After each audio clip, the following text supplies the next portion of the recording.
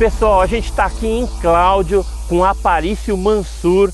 Ele foi um morador aqui antigo da cidade e ele tem umas histórias aqui de avistamentos interessantes que ocorreram no passado. Então, Aparício, conta pra gente aqui essas histórias aí pitorescas que aconteciam na cidade de Cláudio. É interessante, a gente retorna, né? Eu saí daqui em 72 e na época auge desses acontecimentos, dessas coisas, foi entre 69 e 70 e poucos, e depois, mais tarde, eu já não estava aqui na cidade mais. Mas aqui havia uma situação assim, entre Cláudio e um local denominado Beira Rio, que é um entroncamento. Sim.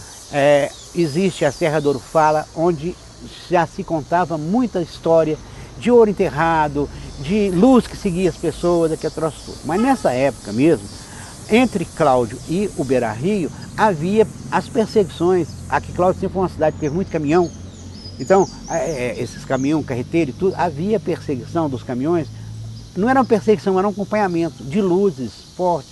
E todo mundo comentava, alguns com muito medo, outros apenas curiosos, outros riam, né? Essa coisa de imaginação da sua cabeça. Então os caminhões transitavam aqui. Isso, e luzes misteriosas acompanhavam o trajeto desses caminhões. O pessoal ainda brincava, eles usavam o termo rebite, né? Você está tomando muito rebite e tal. Até que esse fato começou a acontecer com carro pequeno, com carro particular, com motociclista, entendeu? Eu lembro de uma situação que tinha havido um baile em Carmo da Mata, isso eu estou lembrando isso agora. Uhum. E um amigo nosso veio de lá, e eram 3 motocicletas e uma lambreta. Uhum. Esse que veio na lambreta, ele chegou na porta do clube aqui, ali onde é hoje aquele local que vende pizza. Ali. Sim, sim. Ele não desceu da lambreta, ele chegou duro, entendeu?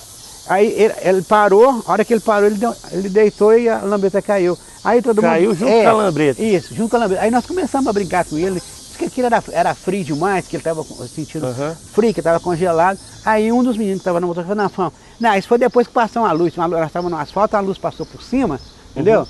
E só acertou ele. Deve ser a luz. Aí, ele ficou em choque. Não, ele chegou duro, ele não falava, entendeu? Nós achávamos que ele estava duro de frio, porque nessa região daqui até Carmo da Mata tem umas várzeas que de fato é muito gelado. Mas aí quando os outros que estavam com ele comentaram esse assunto, foi depois que aquela luz passou. E a luz ela só passou ou atingiu ele? Não, ela passou e ele atingiu a ele que ele estava embaixo. Atingiu ele que estava embaixo. Não era atravessar o asfalto, passou por ele. E isso ficou. Aí a turma levou na brincadeira e ninguém nunca mais tocou nesse assunto.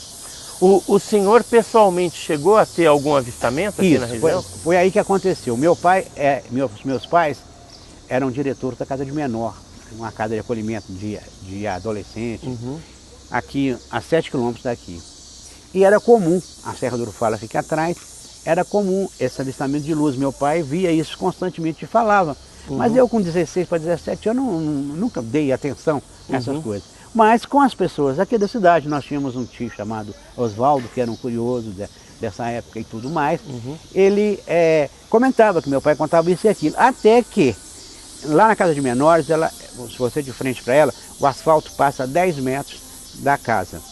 E é uma decidão grande. Então os caminhões, carreta descia, e meu quarto era o primeiro, eram 2 cômodos de frente na portaria central, o meu quarto era o da direita. Então toda vez que passava um caminhão, dava uma luz dentro do meu quarto, que não tinha cortina, mas embora eu me acostumei com aquilo, com aquele barulho.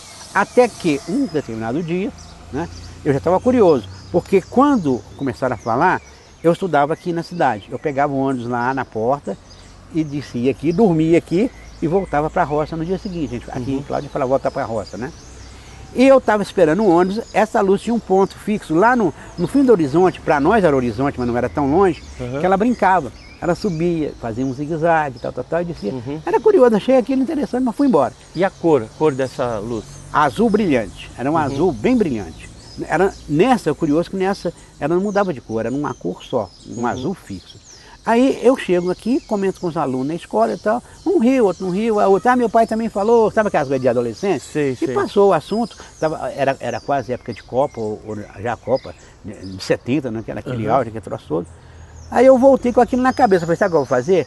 Eu vou subir em cima da marquise, que ela tinha uma marquise alta, coloco um cobertor e fico vigiando. E foi o que eu fiz.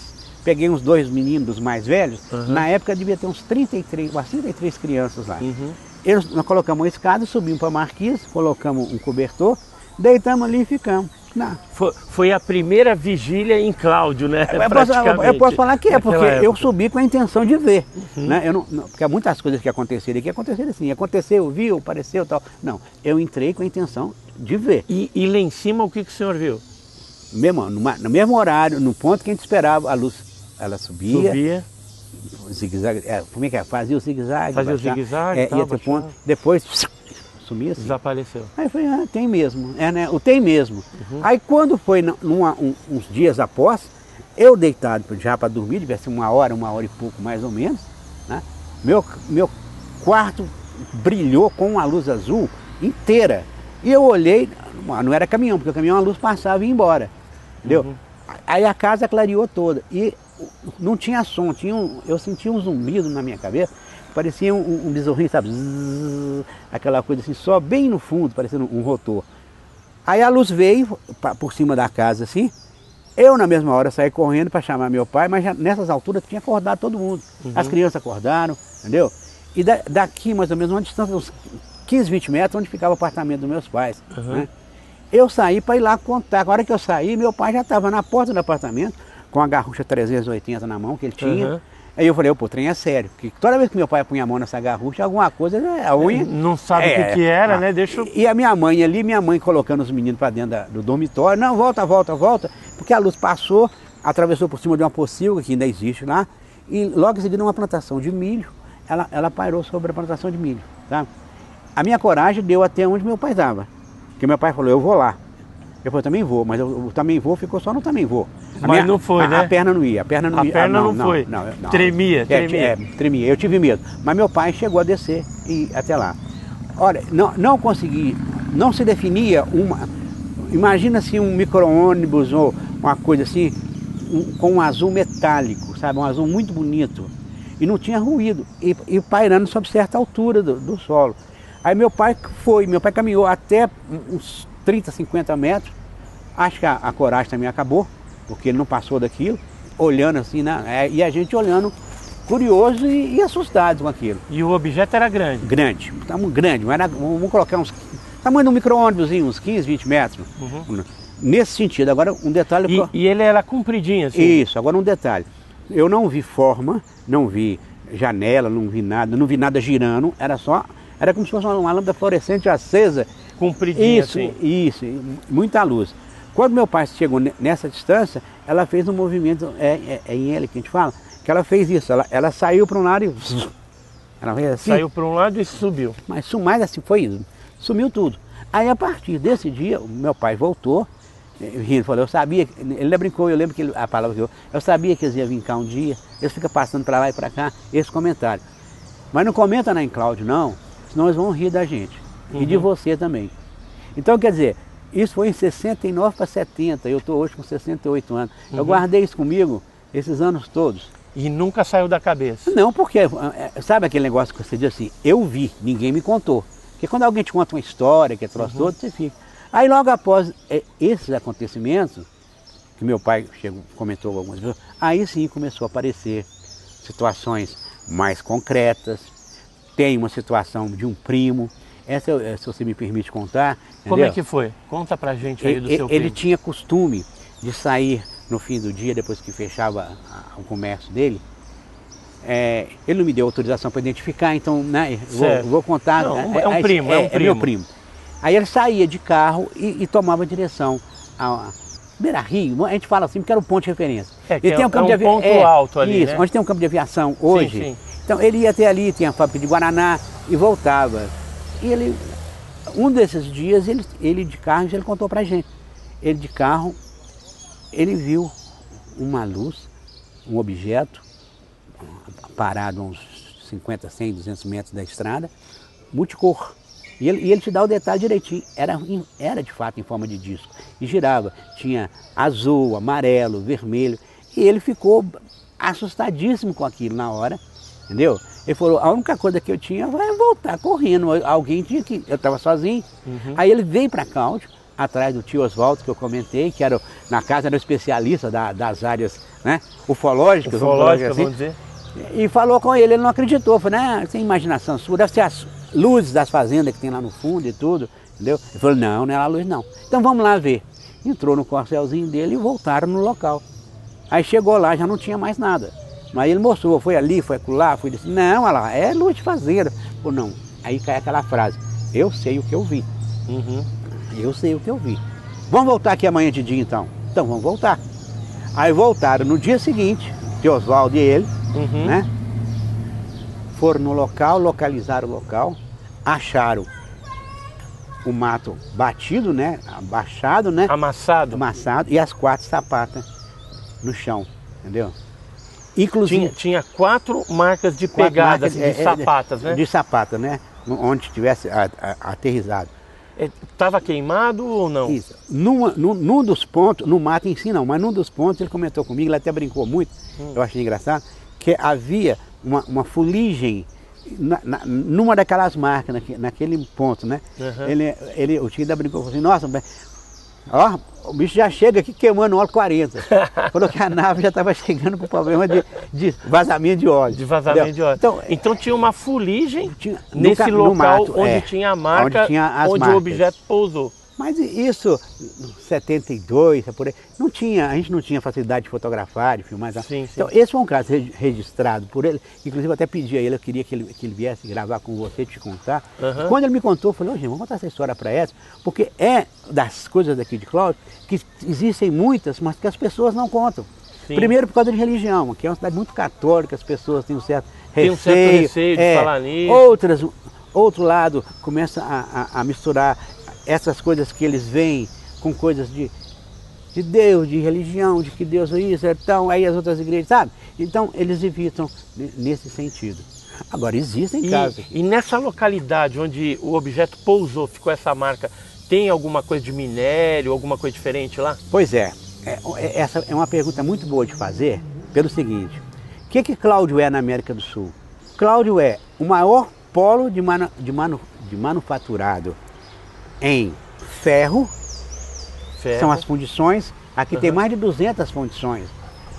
Isso nasceu assim, foi crescendo mais uma. Hoje na América do Sul é o maior polo. É a indústria do de ferro. fundição manufaturada do ferro, entendeu? Então quer dizer, a constância deles nesses locais, eles estavam atrás de alguma coisa. Em busca de algum tipo de minério. De algum tipo de minério.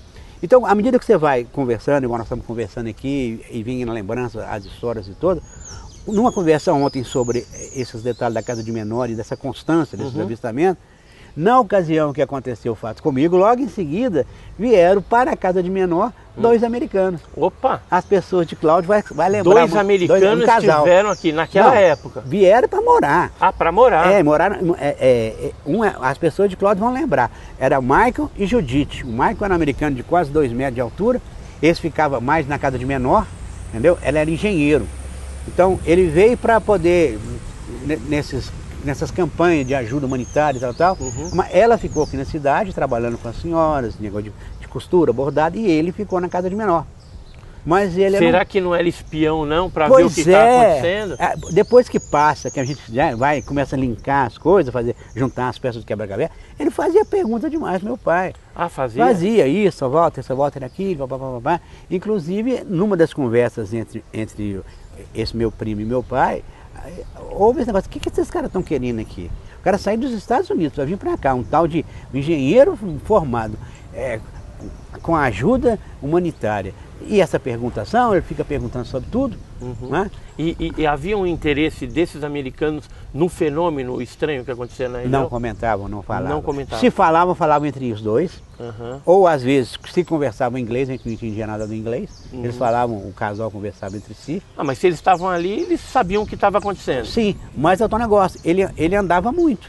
Tá? Talvez, igual você falou, de repente ele falou assim, quem sabe a gente acha alguma coisa, capta alguma coisa, que alguém pegou. Mas como naquela ocasião, eu adorava porque eu como criança, eu queria, era calça leves dele. Lógico. Porque ele media 2 metros, minha mãe era costureira, uma calça dele minha mãe fazia, uma calça para mim ainda fazia uma bermuda. Então, entendeu?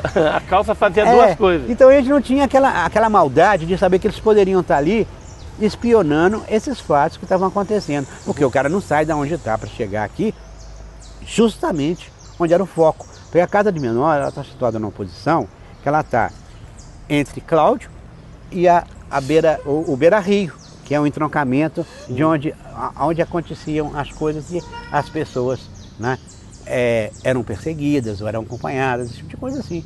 Fui embora em 72 e depois voltaram a acontecer fatos pesados aqui na cidade. Isso, exatamente. Com situações até de terceiro grau ou mais. Isso, seres, né, que apareceram aqui, seres luminosos, né, foram perseguidos pela polícia militar aqui de Cláudio, e isso a gente ainda está em investigação, tem muita coisa que ainda está acobertada pelos órgãos militares, não só os militares, né, da Polícia Militar, mas também da Força Aérea lá de Lagoa Santa, tiveram algum tipo de envolvimento com esse caso aqui na região, que aconteceu em 2008, né? Então foi em novembro, dezembro de 2008, houve uma onda de aparições aqui na cidade de Cláudio e circunvizinhanças. Então é o seguinte, ó, o curioso de tudo isso é que sempre que havia o avistamento aqui em Cláudio, no dia seguinte, Carmópolis, Oliveira, Itapecerica, Divinópolis, toda essa região confirmava o avistamento de luz, de objetos, de coisa assim. Agora, esse caso de Cláudio, que eu vi que você está preparando, você está fazendo um documentário, isso. Só para isso, eu vi que tem o relato policial da perseguição. Isso é muito importante, porque às vezes, eu não sei se você observou, você já veio aqui, acho que é a terceira vez que você vem a Cláudio, esse é um assunto bem camuflado aqui, né? Toda pessoa gosta de falar, não. Tem, exatamente. Né? O pessoal é bem reservado. Mineiro já é reservado. Mas tem situações aqui que as pessoas não querem falar. Tá? Existem casos aqui, inclusive, de chipagem, entendeu? E de acompanhamento por seres depois dessas chipagens, mas a pessoa não conta por um motivo ou outro, né? Tal. Eu, naquele período todo, primeiro, eu era adolescente, né? Eu estava te contando, eu tocava em conjunto, estava te contando em off. Aí o negócio não era música, vinha aqui para essa praça, tocava com os meninos, fazia serenata, não estava com a cabeça em pesquisar ou ver, até acontecer comigo. Quando aconteceu, é aquilo que eu falei para você, eu sei o que eu vi. Aí a partir daí eu passei não só a respeitar tudo que eu ouvia, como a perguntar também muita coisa que eu fiquei curioso e que coincidia, os aparecimentos, as visões, os troços todos. Viu, Aparício, mais uma vez eu te agradeço aí pelo seu depoimento, está ajudando aí na recompilação de todos esses casos que têm ocorrido aqui na cidade de Cláudio, que é realmente um hotspot do fenômeno ufológico. Então, obrigado aí mais uma vez. Eu gostaria, com a sua permissão, só de falar de Lauro. Posso falar de Lauro? Pode falar do Lauro. É porque essa minha vinda aqui em Cláudio, inclusive, nós estamos fazendo, ele está fazendo um documentário sobre a Serra do Ouro Fala, né, onde existe o enterramento de ouro, de avistamento de luz, e uma série de coisas, e eu vim a convite de Lauro também para participar desse documentário. E eu gostaria que você registrasse isso, que é uma pessoa que acompanha a gente muito. Exatamente, o Lauro é uma pessoa boníssima, né? Inclusive eu estou aqui para participar do documentário também aqui em Cláudio. E eu desejo muito sucesso aí, que o documentário do Lauro sobre a Serra do Ouro Fala seja um sucesso aí e vai trazer à tona aí muita história legal aqui da região de Cláudio. Então é isso aí. De novo. Obrigado, de novo, muito obrigado. E continue acompanhando a gente aí no canal Enigmas e Mistérios.